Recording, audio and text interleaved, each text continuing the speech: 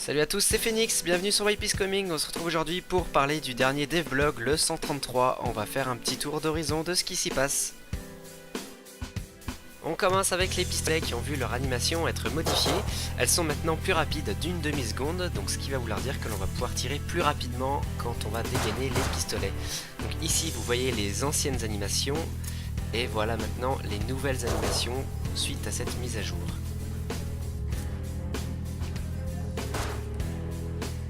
Le muzzle brake a également subi un petit buff. Dorénavant, avec le muzzle brake, on aura un petit peu plus de précision et moins de pénalité de dispersion des balles. Côté Bolt, on a également de nouvelles animations pour le switch, l'attaque et le rechargement de l'arme.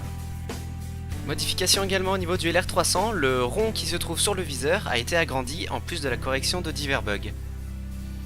Ça avance également du côté des composants, on voit ici toujours sur la version pré-release que de plus en plus d'armes nécessitent des composants pour être craftés.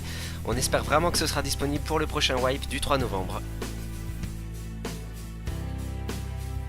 Toujours en pré-release, on retrouve les Stonewall qui ont subi un gros nerf. En plus de voir leur coût de craft doubler et passer ainsi à 3000, ils ont perdu 20% de leur PV, passant ainsi de 750 à 600. On va parler également du silencieux qui a subi un petit buff sur la version pré-release. Déjà son coût de craft a été réduit, il passe de 10 à 8 métal de haute qualité. Et il y a également le balancement lors de la visée et son recul qui ont tous les deux été réduits. Donc ce qui fait que maintenant le silencieux devient vraiment très performant. Côté workshop, la correction de bugs continue, on peut déjà apercevoir une multitude de skins vraiment stylés soumis par la communauté. Ça sent vraiment bon pour une sortie au prochain wipe. On termine ce devlog avec l'annonce officielle de l'arrivée d'un nouveau donjon, le port. Donc on peut apercevoir ici un concept art qui a été dévoilé il y a quelques mois.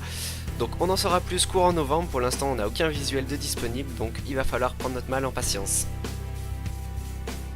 On a terminé l'aperçu de ce devlog, je vous remercie encore une fois d'avoir regardé cette vidéo et je vous dis à très bientôt, ciao ciao.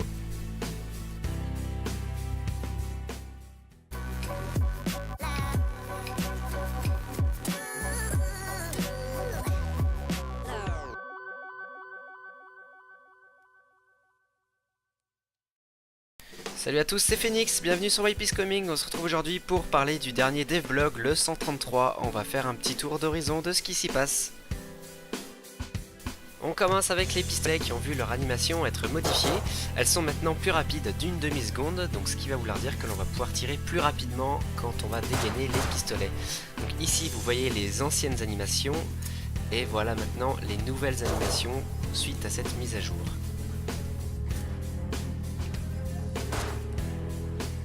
Le muzzle brake a également subi un petit buff.